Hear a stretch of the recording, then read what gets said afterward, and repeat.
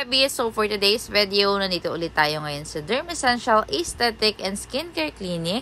And yung second service naman na ipapagawa natin is Diode Laser Hair Removal. As you can see, meron pa tayong mga injection marks dito dahil kakatapos lang natin magpa-mesolipo. First session natin to sa hair removal and yung kanina, first session din natin sa mesolipo. At talaga naman na-excite ako sa mga susunod pa natin na sessions. Kaya naman sa mga bebis natin dyan na gusto rin magpa-service, they are located in San Gregorio Street, Poblacion 1 sa Indang, Cavite. Bale sa mismong bayan lang sila. So ang tapat nila is Goldilocks and tabi naman nila is Police Station. At ayun na nga, bumalik na ulit tayo dito sa service na pinapagawa natin. So naglagay lang sila ng gel dito kabilaan and after that, ginagamitan na nila ng laser para permanently na hindi tumubo yung buhok natin sa kilikili. Sure na sure ako na the best to ngayong summer para lagi tayong beach ready. And ang second procedure naman na ginawa nila sa atin dito is nilagyan nila tayo ng bleaching cream or whitening cream.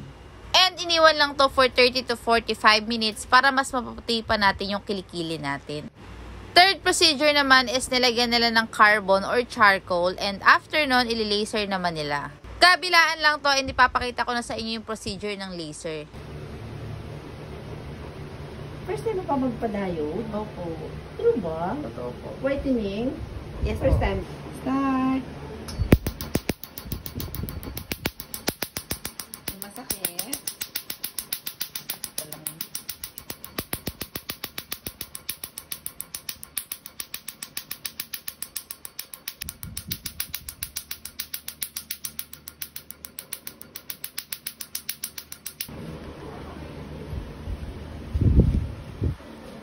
Wag na ipa-wax yan para matanggal yung mga chicken skin na yan. Sige po.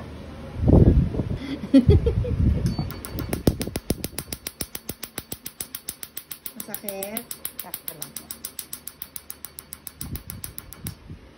Nawala name lang. Pero hindi natin kasi alam kung gaano kalalim ang penetration ng pangyayari na yan sa balat mo. Ayan, ma'am.